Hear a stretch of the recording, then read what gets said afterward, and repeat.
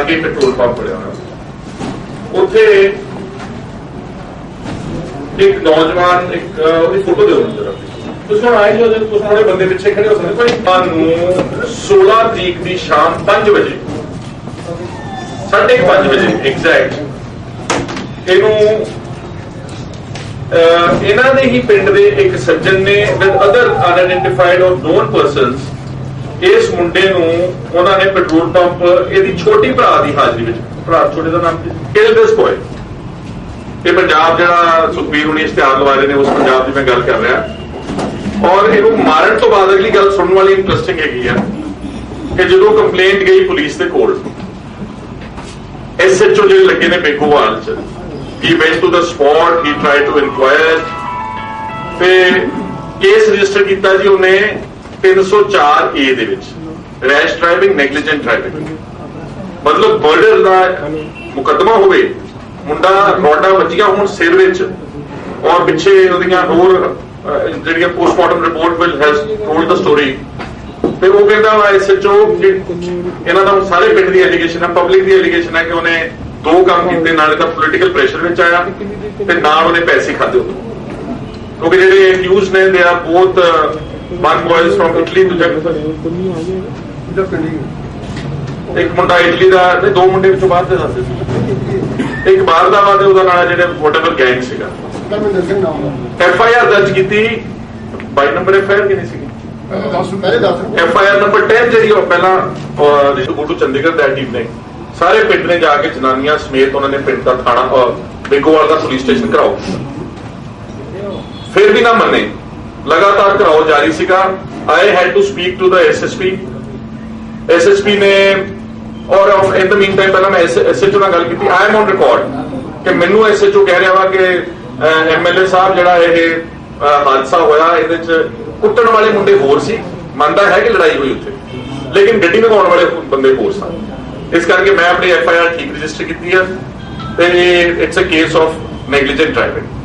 ਮੈਂ ਇੱਕ ਵਾਰੀ ਨਹੀਂ ਗੱਲ ਕੀਤੀ ਉਹਦੇ ਨਾਲ ਘੱਟੋ ਘੱਟ 3 ਵਾਰੀ ਟੈਲੀਫੋਨ ਤੇ ਗੱਲ ਕੀਤੀ ਸਬਸੀਕੁਐਂਟਲੀ ਫਿਰ ਮੈਂ SSP ਕਪੂਰਥਲਾ ਨਾਲ ਗੱਲ ਕੀਤੀ SSP ਕਪੂਰਥਲਾ ਨੇ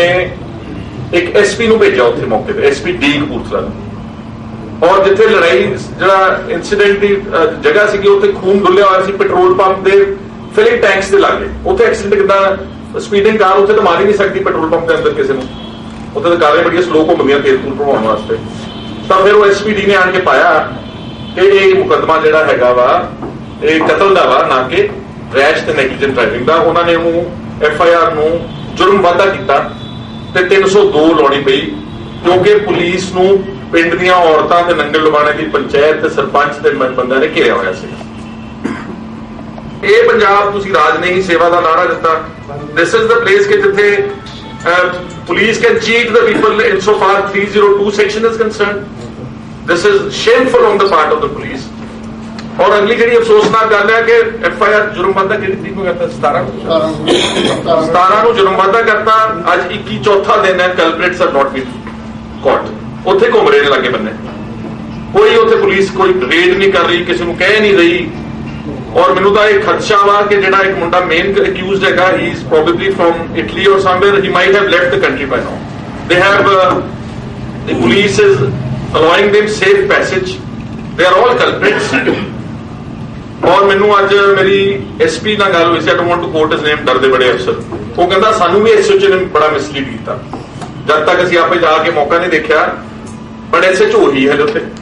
4 ਦਿਨ ਕਤਲ ਦਾ ਪਰਚਾ ਗਲਤ ਦਰਜ ਕਰਨਾ ਪੈਸਿਆਂ ਦਾ ਇਲਜ਼ਾਮ ਲੱਗ ਗਿਆ ਉਹਦੇ ਤੇ ਪੋਲੀਟੀਕਲ ਪ੍ਰੈਸ਼ਰ ਚੱਲ ਰਿਹਾ ਵਾ but SHO is the same there ਇੱਕ ਤਾਂ I am demanding the immediate suspension of SHO and the DSP plus because DSP is the supervisory authority ਇਹ ਗੱਲ ਨਹੀਂ ਬਿਠਾਇਆ ਜੇ ਇਹਨਾਂ ਨੇ ਕਤਲ 'ਚ ਵੀ ਇਨਸਾਫ ਨਹੀਂ ਦਿਵਾਉਣਾ ਲੋਕਾਂ ਨੂੰ ਤੇ ਫਿਰ ਇਹਨਾਂ ਦਾ ਅਫਸਰਸ਼ਾਹੀ ਦੀ ਤਾਂ ਲੋੜ ਹੀ ਕੋਈ ਨਹੀਂ ਫਿਰ ਇਕੱਲਾ SHO ਰੱਖ ਦਿਓ ਤੇ ਉੱਤੇ DGP ਰਹਿਣ ਦਿਓ ਐਂਡ ਇਹਦੇ ਵਿੱਚ ਬਾਹਰੋਂ ਇਹਨਾਂ ਦੇ ਪਿੰਡ ਦੇ ਸੱਜਣ ਬੈਠੇ ਨੇ ਉਹਨਾਂ ਨੇ ਮੇਰੇ ਖਿਆਲ ਪ੍ਰੋਬਬਲੀ DGP ਨੂੰ ਟੈਲੀਗ੍ਰਾਮ ਕੀਤੀ ਇਟਲੀ ਚੋਂ